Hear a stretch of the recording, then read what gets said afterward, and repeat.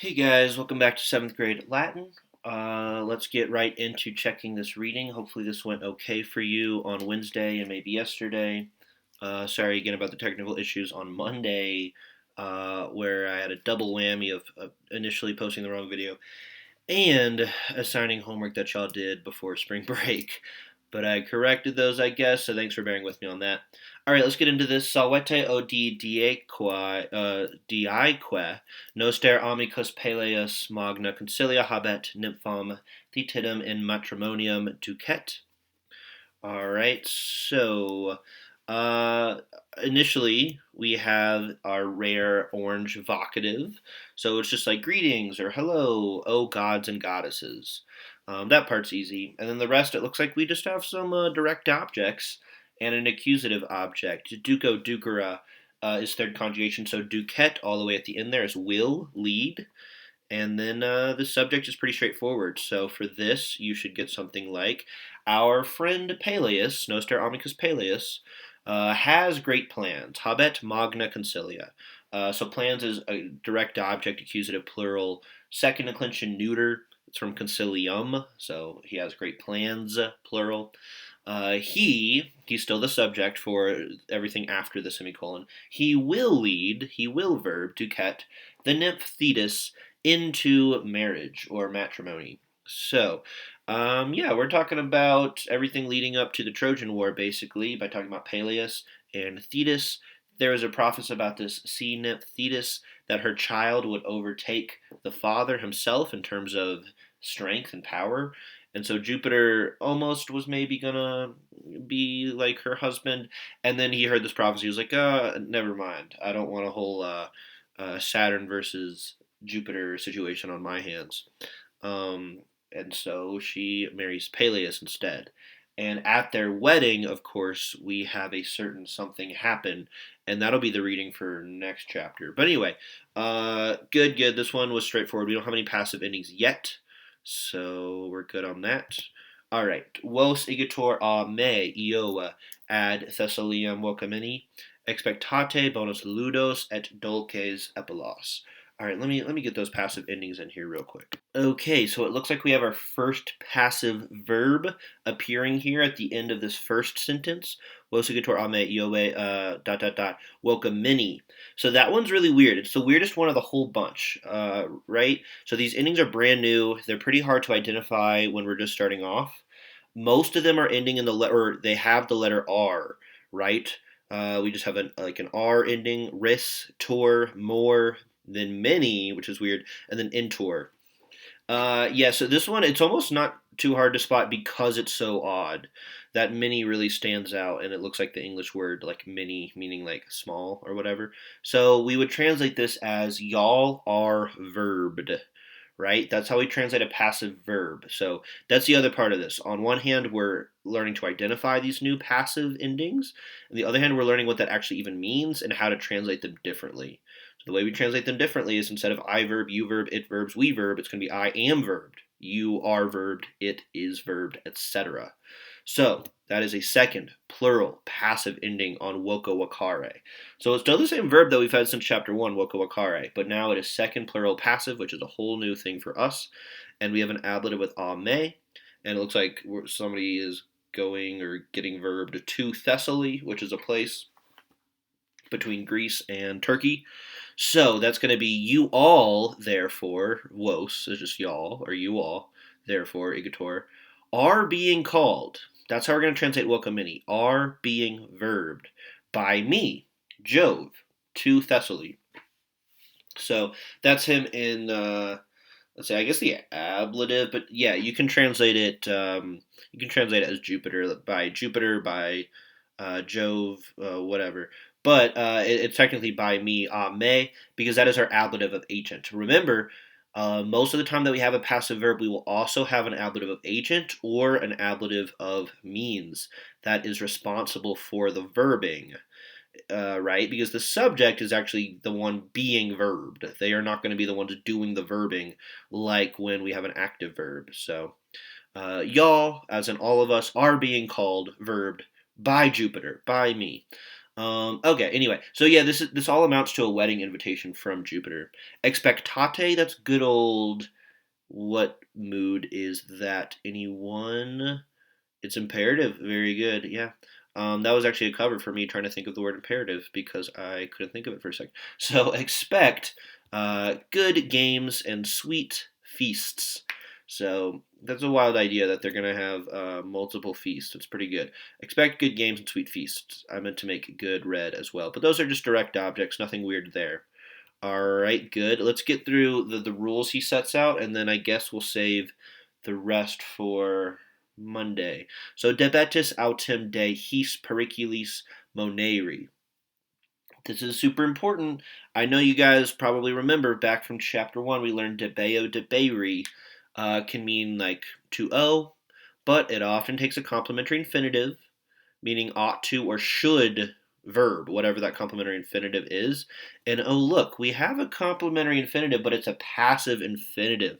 So that's part of our new passive verbs, is that in addition to these brand new endings for first, second, and third person, all three tenses, or initial tenses, we also have passive infinitives. Whereas normal infinitives are like to verb, like to warn, to owe, to call. Passive infinitives are to be verbed, to be warned, to be called, whatever it is. Moneo is to warn, so this will be to be warned. All right, and then we have dehis periculis. That looks like some kind of ablative. So it's going to be you ought, debetis, you ought, or you should, be warned, or ought to be warned, complementary infinitive, passive infinitive, however, autem, about these dangers, de his periculis, about these dangers. So Jupiter is saying there's some rules, though. If you're going to come to this wedding, you got to behave. You got to not be throwing apples into the party that are going to stir up a lot of trouble. He doesn't actually say that. Let's see what he does say. Sequonium Peleus mortalis est animus eos terebitur si nimis potentes videbimur. All right, so you can see I've already italicized them. We have two passive verbs, people. Pretty exciting. The first part is very straightforward. Quonium Peleus mortalis est. That's just going to be since Peleus is mortal. So he's saying like, hey, this is like some guidelines for all the gods. The guy actually getting married, he himself is human, so this is what we're going to do. So terebitur, that is third singular passive future. So the TUR, we might be starting to get used to identifying that as third singular passive, but then it's BITUR, so it's future passive, so will be verbed. So since Peleus is mortal, his spirit, animus eos, eos is just that genitive, his spirit will be scared or will be frightened if, see, we seem or if we appear or if we are seen as too powerful. So vide bimor is also future passive, but it is first plural. So it's if we appear too powerful. So if you remember, I'll add it right now actually. So you can see it there at the bottom. Videor is just the passive version of video videri, this verb to see, which we've had forever. But it's so common that it gets its own dictionary entry, and it's a little more nuanced than just to be seen. It's often going to be more like seem or appear. So that's why vide bimor we're going to translate as if we appear. So see vide bimor all by itself is if we will appear. And it's a condition, so we technically don't need to say if we will, just because we wouldn't say that in English. Yeah, and animus is an adverb meaning to or excessively. Potentes is just powerful, right? So he's saying like, keep it in check. Don't be going around throwing lightning bolts or just being too godlike, I guess. Like, just kind of keep it reined in and appear more mortal. Yeah, so Terebitor is if he will, or he will be frightened. Vide bimor is if we will appear. Hopefully those passive verbs are going okay for you guys. Uh, I'm going to get more information on how this is going, and then we might have some Zoom sessions next week or something like that. I may or may not do one on Thursday or yesterday. Okay. All right, so let's get through these next two rules. Ignore that I have two Roman numerals paired up like that, like 1 and 2. The Roman numerals are really weird to mess with because as soon as you start messing with them, they start like auto-generating and auto-formatting, and then like the the computer AI thinks that you need Roman numerals everywhere, and so I'm not going to mess with them, or else they will literally take over this entire presentation. So I'll just leave it. So qui audet sine dono venire a me castigabitur. So nothing too weird here, but we do have 3 verbs in this tiny little sentence. Audet, which is to dare, venire, which is to come, and castigabitur, which is a verb that we do not have, but we get the word chastise from this. And once again, we have a future tense, third person, singular, passive. So we would translate this as, I think the weirdest thing about this is the qui by itself, because that's like starting off a relative clause, except we don't have an antecedent. So we have a dropped antecedent, basically. You're going to want to add he, or I guess she, yourself. So he, who, so qui is actually who, but we're going to kind of add in the he, just so we don't have any other third person singular subject.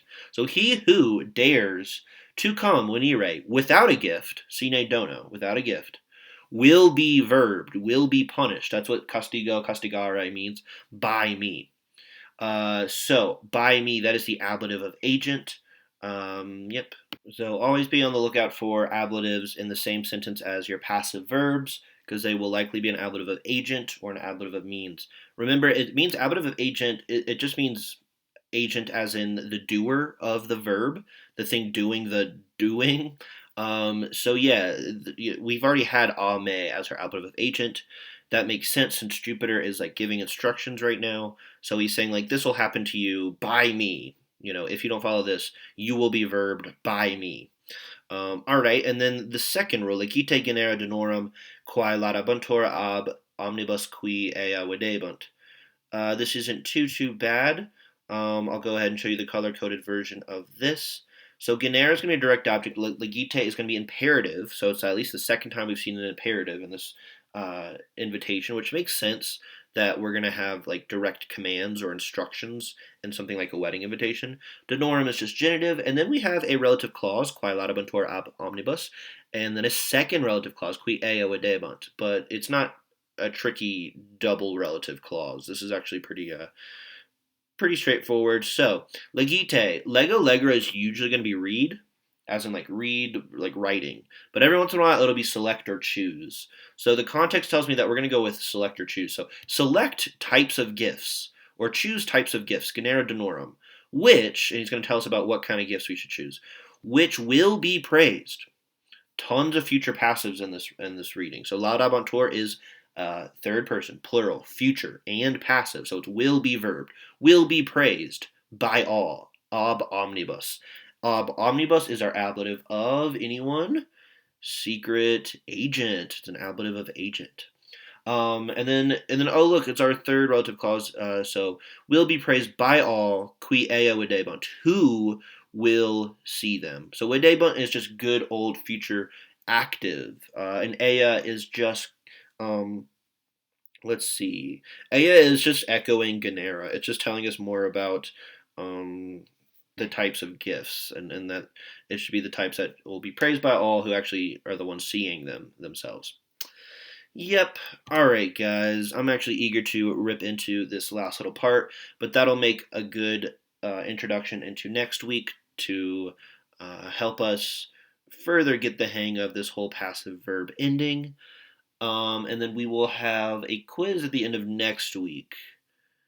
Yeah, I think it'll be a translation quiz with some vocabulary mixed in, but I will tell you on Monday for sure.